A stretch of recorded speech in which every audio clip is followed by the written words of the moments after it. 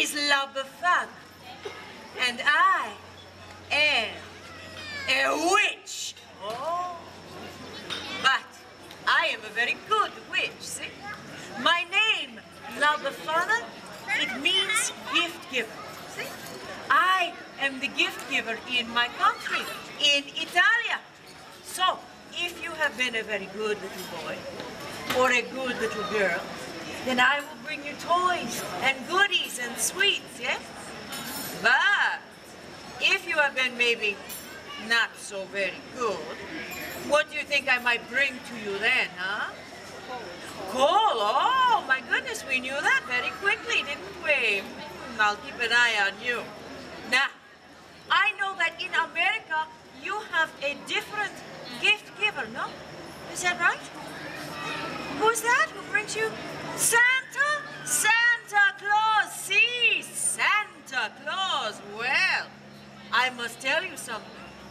I have been bringing gifts down the chimneys of the Bambini long time before old Saint Nick was even a twinkle in his mama's eye, huh? Now, your Santa Claus, what does he fly on? On a sleigh with the reindeer, see, on a sleigh with the reindeer. Well, poor old La Befana, she does not have any sleigh. So, what do you suppose La Befana flies on, huh? On the broom, on the broomstick, see, because I am a witch. Ha-ha! Do I scare you? No? It's like when we get the socks and the underwear for Christmas. It's a little bit scary, but it's okay. Now, your Santa Claus, when does he come and visit you, huh? On Christmas Eve. Do you know when I come to visit you? January. Ah, see, very good, January. I come in January on the eve of the Epiphany. And do you know why? Okay, everybody say to me, oh, why, La Befana? Oh, why, La Befana? I am so very glad you asked me. I tell you now, this is my story. Once upon a time, more than 2,000 years ago, I am living in a lonely little cottage at the edge of a great highway, and many caravans of camels pass me by all the time. You don't see a whole lot of camels these days, huh? Well, one day, I am sweeping in front of my little cottage, and a group of strange men comes up to me, La Befana. And they are so exotic, you know, they're from such a far away place, and they look very rich. They're all dressed up like kings and everything, and they speak to little old me.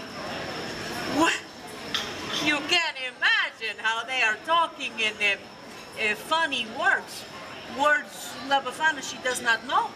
But the men are so excited, and they are pointing up this way, they are pointing up that way, and the one word that I remember is Bethlehem. Do you know that one? Ah, yes, it is good to know the Bethlehem after all the stories, but way back then, well, I did not know what the Bethlehem is. But these men, they are talking to me with their hands. Ah, this La Befana, she can understand. So, they say to me that the big star up in the sky is there to tell them that a great king has been born in the Bethlehem, and they are following his star. Now I understand, see? La Befana has seen this star. It is why the sky is so bright these last few nights. And I was a little irritated with it, you know, because it was keeping me awake at night. But I was so excited about their story to find this young king. The strangers, they asked me to go with them. And for a moment, oh, I am filled with such a longing to follow that star. And then I think to myself, what? La Befana, you're crazy. Stars and camels and strange men in the middle of the night. Not a good idea. So I say to the men, no, I am sorry, but La Befana, she cannot come with you. So, strangers, they go to the Bethlehem without me. But you know, I stand outside in the night for a while, and I look at that star, and I wonder. And a few days later, a young shepherd comes running into my village, and he says to me, "Hey, La Befana, how come you're not going to the Bethlehem? Because everybody is talking about the baby king that was born in a poor little stable. But Befana, everybody is saying he is the Son of God."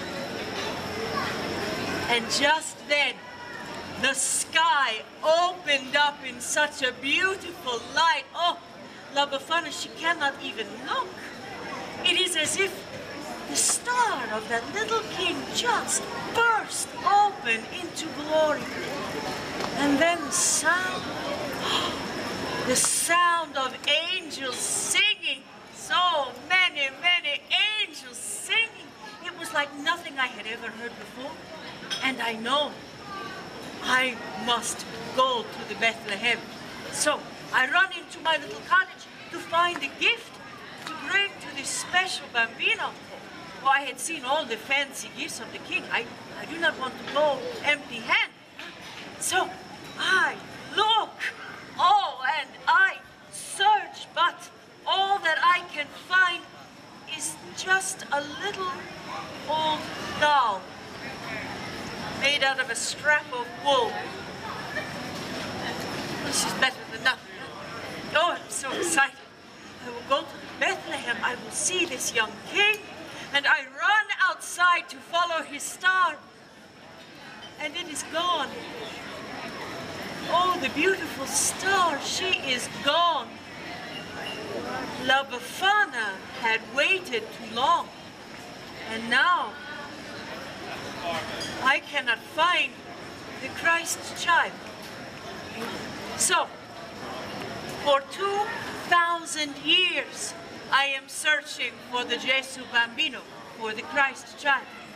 And on the eve of the Epiphany, the day the wise men they arrived in the Bethlehem, I climb down into the chimneys and I look into the faces of the children.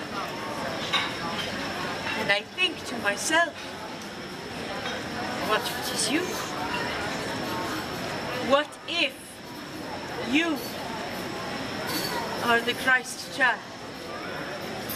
And you know when they are sleeping, you think it could be so, huh? And then, just in case, I have looked into the face of the Gesù Bambino himself. I leave a little gift. So, maybe you think, oh my, this is a very sad story, no? Not really. You see, in my country, in Italia, Christmas time is a time of great joy and celebration. It is a time for us to gather our families together. The grandmothers, and the grandfathers, and the aunts, and the uncles, and the cousins, and the cousins, and more cousins. And we cook, and we eat, oh, and we laugh, and we tell each other stories all around the table. And the bambini, well, they play with all of the presents that I bring, and together we sing and we dance. Oh, it is molto bella. You know what I am talking about, yes?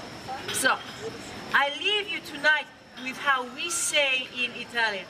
We say, Natale con I tuoi, Pasqua con chi vuoi. And this means Easter, you celebrate with whomever you choose. But Christmas, only with your own. And I teach you tonight how to say Merry Christmas in Italian. We say Buon Natale. Can you say Buon Natale? Buon Natale. Ah, sì, Bella, very, very good. And I thank you for spending some of your beautiful evening with me. I wish for you much joy. Grazie.